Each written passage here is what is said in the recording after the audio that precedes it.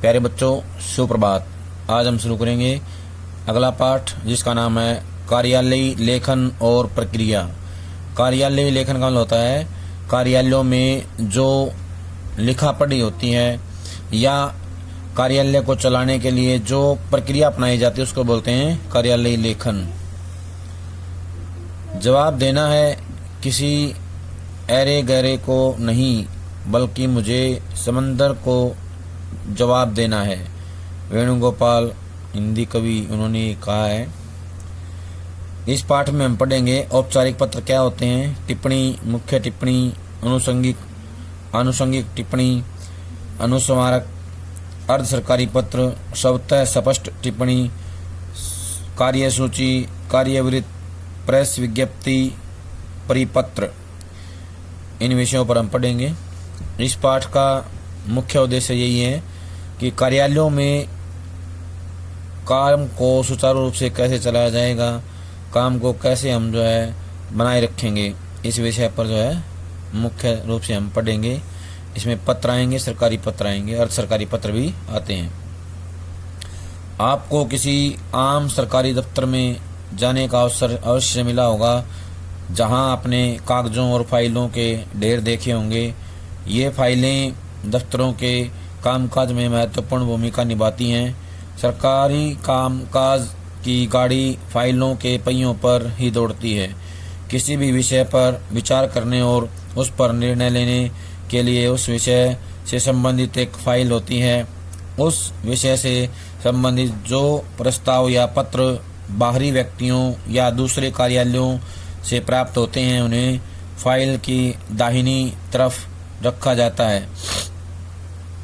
किसी प्रस्ताव या विषय पर विचार के लिए जो टिप्पणियां लिखी जाती हैं या मंतव्य प्रकट किए जाते हैं, वे फाइल की बाईं ओर लगे पृष्ठों पर होते हैं। जैसा कि अभी ऊपर बताया गया, फाइल के बाईं तरफ का हिस्सा टिप्पणी के लिए और दाहिनी तरफ का हिस्सा पत्र के लिए संजोकर रखने के लिए होता है, यानी पत्र लिखने के लिए बनाया जाता है।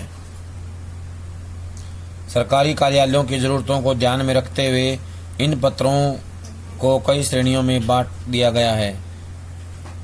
मसलन कई पत्र सूचनाएं मांगने या भेजने के लिए लिखे जाते हैं। कुछ पत्रों द्वारा मुख्यालय या बड़े अधिकारी अपने अधीनस्थ कार्यालयों या अधीनस्थ कर्मचारियों को आदेश भेजते हैं। कुछ पत्र अखबारों को विभागीय गतिविधियों की जानकारी देने के लिए भेजे जाते हैं। हर श्रेणी के पत्र के लिए एक विशेष स्वरूप निर्धारित कर दिया गया है। स्वरूप होता है ढांचा। हर पत्र के लिए एक विशेष ढांचा है, विशेष प्रकार की शैली है लिखने के लिए। इस पाठ में हम इन्हीं अलग अलग स्वरूपों की चर्चा करेंगे। इन स्वरूपों की जानकारी प्राप्त करने के लिए हम किसी कार्यालय में चलते हैं। आप इसका नाम जानना चाहेंगे। अजी, नाम में क्या रखा है? चलिए हम इसका नाम रखते हैं अखिल भारतीय साहित्य एवं संस्कृति संस्थान। अखिल भारतीय साहित्य एवं संस्कृति संस्थान, यह है संस्थान का मुख्यालय, जिसे महानिदेशालय के नाम से भी जाना जाता है। देश भर में फैले तमाम क्षेत्रीय कार्यालय इसी के नियंत्रण में आते हैं। आइए हम इसके अंदर चलें। यह है महानिदेशालय का प्रशासन विभाग। यहाँ एक अनुभाग अधिकारी शंकरन जी पूरी गंभीरता से किसी मामले को सुलझाने में व्यस्त हैं। सामने एक पत्र पड़ा है जो मसले का केंद्र बिंदु है। पत्र मुंबई के क्षेत्रीय कार्यालय से आया है और इस प्रकार है। औपचारिक पत्र यानी फॉर्मल लेटर, फॉर्मेलिटी के लिए लिखे जाते हैं पत्र। अखिल भारतीय, जहाँ से आया उसका एड्रेस हम शुरुआत में लिखेंगे। अखिल भारतीय साहित्य एवं संस्कृति संस्थान, क्षेत्रीय कार्यालय, मुंबई। अब हम लिखेंगे फाइल संख्या। जितने भी सरकारी पत्र होते हैं उन सब में फाइल संख्या आती है। फाइल संख्या लिखेंगे। फाइल संख्या मुंबई जहाँ से आया उस स्थान का नाम, फिर कार्यालय, फिर जो तारीख है वो लिखेंगे 5/2005। अगर मान लो अब आता है तो लिखेंगे 4/2024। उसके बाद ओब्लिक 206, ये संख्या है 206। फाइल क्रमांक बनाने के लिए हमें याद रखना है पहले जहाँ से आया है उस स्थान का नाम, फिर कार्यालय, फिर तारीख आएगी सन के साथ। उसके बाद हम संख्या कोई भी डाल देंगे, जैसे यहाँ 206 है इसकी बजाय 501, 301, 101 कोई भी संख्या डाल सकते हैं। फिर आएगा तारीख, किस तारीख को आया है, मुंबई 15 मार्च 2005। सेवा में महानिदेशक अखिल भारतीय साहित्य एवं संस्कृति संस्थान, तिलक मार्ग, नई दिल्ली 11/00/01। विषय मोबाइल फ़ोन पर होने वाले व्यय के लिए निर्धारित सीमा। महोदय, इसके बाद हम विषय के बारे में विस्तार से लिखेंगे। पत्र में कब मिला, उसकी फाइल संख्या क्या है, किस तारीख को प्राप्त हुआ, उसके बारे में क्या विशेष मुद्दा है विस्तार से बताएंगे पत्र के बारे में। पत्र पूरा हो जाएगा जब हमारा, उसके बाद अंत में भवदीय आएगा। भवदीय में नाम और उसके हस्ताक्षर होते हैं, जिसने पत्र भेजा है उसका नाम और हस्ताक्षर। इसके बाद आगे पढ़ेंगे। शंकरन जी ने पत्र को पढ़कर बुरा सा मुंह बनाया। वे पत्र में बताए गए कारणों से कतई सहमत नहीं थे। उन्हें लग रहा था कि खर्च की सीमा को बढ़ाना फिजूल खर्ची को दावत देना है। अगर एक जगह डील दे दी जाए तो ऐसी 10 मांगे लेकर लोग सामने आ जाते हैं, लेकिन यह तो उनकी व्यक्तिगत राय थी। दफ्तर का एक अपना तरीका होता है और निर्णय में अन्य दूसरे लोगों की भी भूमिका होती है। लिहाजा उन्होंने वह पत्र अपने सहायक ज्ञान प्रकाश जी को इस निर्देश के साथ भेजा कि इस पर आवश्यक कार्रवाई की जाए। ज्ञान प्रकाश की कुर्राट सहायकों में से एक हैं, यानी कि वो जो हैं बड़े सख्त माने जाते हैं। विभाग में लंबे अरसे से हैं और इस वजह से वे विभागीय ज्ञान के भंडार हैं। उन्हें कार्यालय नियमावली की चलती फिरती लाइब्रेरी कहना कोई अतिशयोक्ति नहीं होगी। ज्ञान प्रकाश जी ने तुरंत वह फाइल निकाली जो मोबाइल फ़ोन के खर्च में। अब हम करेंगे ध्यान देने योग्य बातें। सरकारी पत्र को लिखते समय किन किन बातों का ध्यान रखना चाहिए। सरकारी पत्र औपचारिक पत्र की श्रेणी में आते हैं। प्रायः ये पत्र एक कार्यालय, विभाग अथवा मंत्रालय से दूसरे कार्यालय, विभाग या मंत्रालय को लिखे जाते हैं। पत्र के शीर्ष पर कार्यालय, विभाग या मंत्रालय का नाम व पता लिखा जाता है। पत्र के बाईं तरफ फाइल संख्या लिखी जाती है, जिससे यह स्पष्ट हो सके कि पत्र किस विभाग से या विभाग द्वारा किस विषय के तहत कब लिखा जा रहा है। जिसे पत्र लिखा जा रहा है उसका नाम, पता आदि बाईं तरफ लिखा जाता है। कई बार अधिकारी का नाम भी दिया जाता है। सेवा में का प्रयोग धीरे धीरे कम हो रहा है। विषय शीर्षक के अंतर्गत संक्षेप में यह लिखा जाता है कि पत्र किस प्रयोजन के लिए या किस संदर्भ में लिखा जा रहा है। विषय के बाद बाईं तरफ महोदय संबोधन लिखा जाता है। पत्र की भाषा सरल एवं सहज होनी चाहिए। क्लिष्ट यानी कि मुश्किल, कठिन शब्दों के प्रयोग से बचना चाहिए। अनेक बार सटीक अर्थ प्रेषित करने के लिए प्रशासनिक शब्दावली का प्रयोग करना ही उचित होता है। इस पत्र के बाईं ओर प्रेषक का पता और तारीख दी जाती है। पत्र के अंत में बहुधीय शब्द का प्रयोग अधोलेख के रूप में होता है। बहुधीय के नीचे पत्र भेजने वाले के हस्ताक्षर होते हैं। हस्ताक्षर के नीचे कोष्ठक में पत्र लिखने वाले का नाम मुद्रित होता है। नाम के नीचे पदनाम लिखा जाता है, यानी उसका पद क्या है ये भी। मोबाइल फोन एक खर्च में कटौती से संबंधित थी। फाइल और इसमें लगे परिपत्र उन्हें मुखाग्र थे, फिर भी उन्होंने उन पर एक नज़र डालने के बाद फाइल पर कुछ इस प्रकार की टिप्पणी की। टिप्पणी जो होती है उसको बोलते हैं अंग्रेजी में नोटिंग। मुख्य टिप्पणी नोटिंग। यह टिप्पणी मुंबई स्थित क्षेत्रीय कार्यालय के निदेशक के उस पत्र से संबंधित है जिसकी फाइल संख्या मुंबई कार्यालय 5/2005 है और जो दिनांक 15 मार्च 2005 को भेजी गई है। पत्र में निदेशक ने मोबाइल फ़ोन के मासिक व्यय पर लगाई गई सीमा को 2,000 रुपये से 6,000 रुपये तक बढ़ाए जाने का आग्रह किया है। इस संदर्भ में महानिदेशालय द्वारा 23 नवंबर 2004 को जारी परिपत्र पर ध्यान देना आवश्यक है, जो इस फाइल संख्या की पृष्ठ संख्या 12 पर है।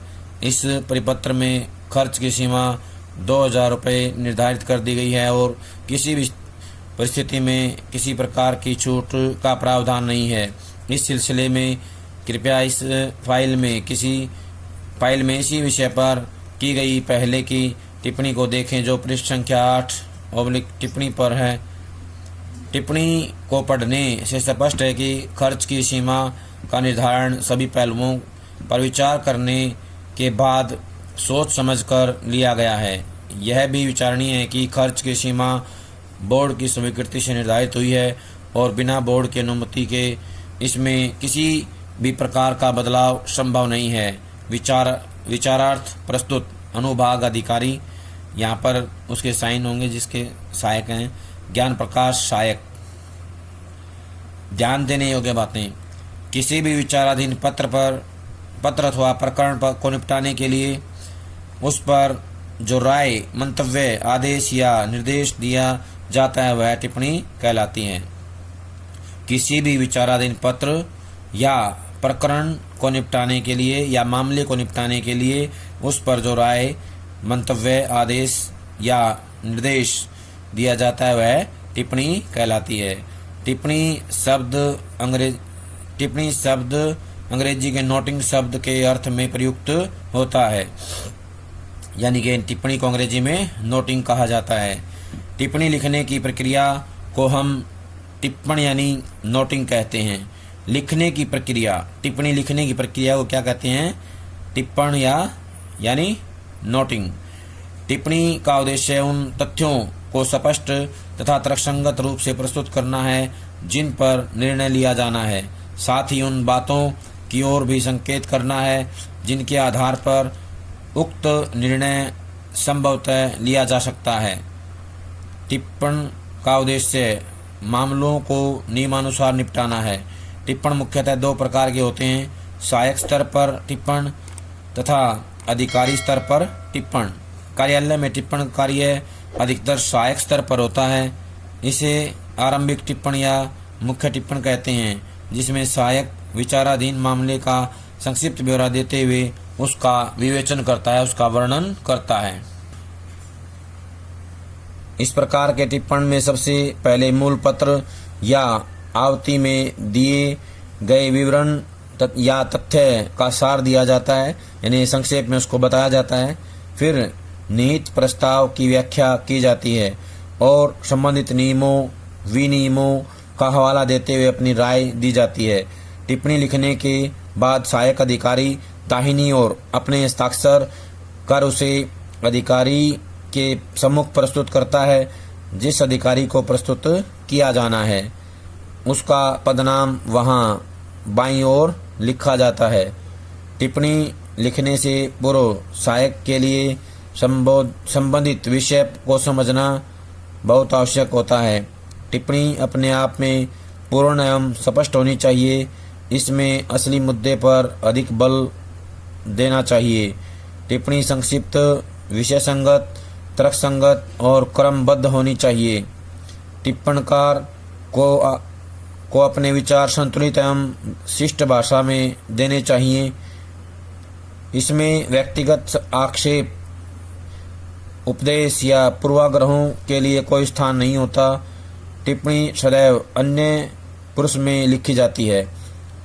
श्री ज्ञान प्रकाश जी के ज्ञान से प्रकाशित होने के बाद फाइल अब शंकरन जी के पास आ गई। वे तो पहले से ही भरे बैठे थे। ज्ञान प्रकाश जी की टिप्पणी को पढ़ने के बाद उनकी बाँछें खिल गई। ज्ञान प्रकाश जी की मुख्य टिप्पणी के नीचे उन्होंने अपनी आनुषंगिक टिप्पणी कुछ इस प्रकार से दर्ज की। ये उदाहरण है आनुषंगिक टिप्पणी का। मैं ऊपर लिखी टिप्पणी से सहमत हूँ। साथ ही इस ओर भी ध्यान दिलाना चाहूँगा कि मुंबई कार्यालय के निदेशक पिछले 6 महीने से निर्धारित सीमा से अधिक खर्च करते रहे हैं, जो परिपत्र का उल्लंघन है। चूंकि परिपत्र में किसी प्रकार की छूट का प्रावधान नहीं है, अतः अतिरिक्त राशि निदेशक द्वारा देय होनी चाहिए। यह राशि निदेशक के वेतन से काटी जा सकती है। विचारार्थ उप महानिदेशक प्रशासन, यहाँ पर हस्ताक्षर होंगे जी शंकरन, अनुभाग अधिकारी। ध्यान देने की बातें। सहायक आरंभिक या मुख्य टिप्पणी को जब संबंधित अधिकारी के पास भेजा जाता है या भेजता है तो वह अधिकारी टिप्पणी पढ़ने के बाद नीचे मंतव्य लिखता है। इसे आनुषंगिक टिप्पणी कहते हैं और यह प्रक्रिया आनुषंगिक टिप्पण कहलाती है। अगर अधिकारी अपने अधीनस्थ की टिप्पणी से पूरी तरह सहमत है तो इस प्रकार की टिप्पणी की आवश्यकता नहीं होती। अधिकारी अधीनस्थ की टिप्पणी के नीचे या तो केवल हस्ताक्षर भरकर देता है या मैं उपयुक्त टिप्पणी से सहमत हूँ लिखता है। अगर अधिकारी अपने अधीनस्थ की टिप्पणी से पूरी तरह सहमत है मगर उसे और सशक्त एवं तर्कसंगत बनाने के लिए अपनी ओर से भी कुछ जोड़ना चाहता है तो वह अपना मंतव्य आनुषंगिक टिप्पणी के रूप में दर्ज कर देता है। यदि अधिकारी पूर्णतः असहमत है या आंशिक रूप से सहमत है तो वह अपने तर्क और कारणों के साथ अपनी आनुषंगिक टिप्पणी करता है। अधिकारी को अधीनस्थ की टिप्पणी को काटने, बदलने या हटाने का अधिकार नहीं है। वह केवल अपनी सहमति, आंशिक सहमति या असहमति व्यक्त कर सकता है। आनुषंगिक टिप्पणी प्रायः संक्षिप्त होती है, लेकिन असहमति की स्थिति में कई बार इस प्रकार की टिप्पणी बड़ी भी हो सकती है। अब फाइल एक और सीढ़ी चढ़कर राजकुमार शर्मा जी की मेज पर आ गई, जो उप निदेशक हैं। कामकाज को वे बड़ी दक्षता और फुर्ती से निपटाते हैं। वे नियमों के पाबंद हैं और उसमें कोताही उन्हें पसंद नहीं। जब भी कोई फाइल उन तक पहुंचती है तो वे उसमें किसी गोताखोर की तरह डुबकी लगाते हैं और मोती निकाल लाते हैं। उस फाइल की गहराई में भी वे कुछ इसी प्रकार उतरे। विचार के जो मोती निकले उसे उन्होंने फाइल पर इस प्रकार जड़ा। मैं सहायक से सहमत हूँ। साथ ही यह भी जोड़ना चाहूँगा कि 23 नवंबर 2004 को जब परिपत्र जारी किया गया था तब कॉल की दरें ज़्यादा थी, जो अब काफ़ी गिर चुकी हैं। ऐसे में यह साफ है कि प्रकारांतर से निर्धारित व्यय सीमा अपने आप ही बढ़ गई है। इसे और घटा दिया जाए तो संस्थान के खर्च में कमी आएगी, जो लोकहित में होगा। मैं अनुभाग अधिकारी के इस सुझाव से सहमत नहीं हूँ कि सीमा से अधिक की धनराशि निदेशक के वेतन से वसूली जानी चाहिए, लेकिन उनसे विस्तार में स्पष्टीकरण मांगा जा सकता है। विचारार्थ उप महानिदेशक प्रशासन राजकुमार शर्मा, उप निदेशक प्रशासन। इस प्रकार से उसकी जो है ये आनुषंगिक टिप्पणी लिखी जाएगी। फाइल अब गुफरान अहमद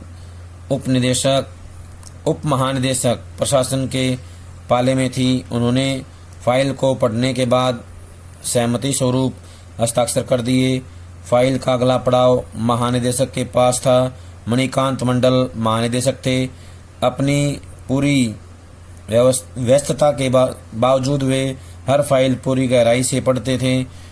दफ्तर में 10 घंटे बैठने पर भी काम का बोझ बना रहता था और जब वे देर रात घर लौटते तो फाइलों का गट्ठर साथ साथ जाता।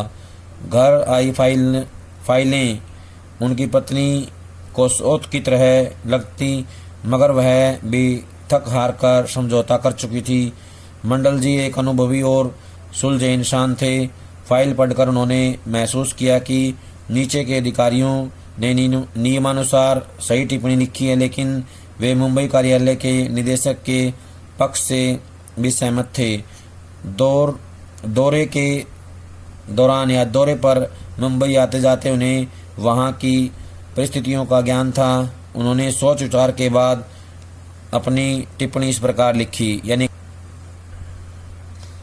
प्रशासन विभाग के अधिकारियों ने नियमानुसार सही टिप्पणी लिखी है, मगर निदेशक ने खर्च की सीमा के अतिक्रमण के जो कारण दिए हैं उन्हें भी नकारा नहीं जा सकता। अपने दौरों में मैंने यह पाया है कि पिछले 6 महीनों के दौरान केंद्र की गतिविधियों में जो बढ़ोतरी हुई है उन्हें ध्यान में रखते हुए मोबाइल फ़ोन पर हुआ खर्च उचित प्रतीत होता है। खर्च की सीमा संबंधी परिपत्र तैयार करने के क्रम में अलग अलग केंद्रों की विशिष्ट आवश्यकताओं को ध्यान में नहीं रखा गया है। मुंबई की तुलना अन्य स्थानों से नहीं हो सकती, अतः मुंबई के लिए खर्च की सीमा बढ़ाकर 6,000 रुपये प्रति मास करना युक्तिसंगत प्रतीत होता है। चूंकि मासिक व्यय संबंधी पिछला परिपत्र बोर्ड की अनुमति के बाद जारी किया गया था, अतः बोर्ड की अगली बैठक में इस पूरे मसले को प्रस्तुत कर उनकी अनुमति ली जानी चाहिए। इधर आएगा उप महानिदेशक प्रशासन, साइन होंगे हस्ताक्षर मणिकांत मंडल महानिदेशक। जिस अधिकारी ने टिप्पणी की है उसके भी इसके ऊपर साइन होते हैं। प्यारे बच्चों, ये था हमारा पाठ कार्यालय लेखन और प्रक्रिया। सभी इसको अच्छे से समझेंगे, पढ़ेंगे, और यहाँ पर जो पत्र बताए गए हैं सरकारी पत्र और टिप्पणी, आनुषंगिक टिप्पणी, इनके उदाहरण याद करेंगे और इनके नियम याद करेंगे। जब तक अगली वीडियो नहीं आती है तब तक ये सारा काम पूरा कर लें। सभी का बहुत बहुत धन्यवाद।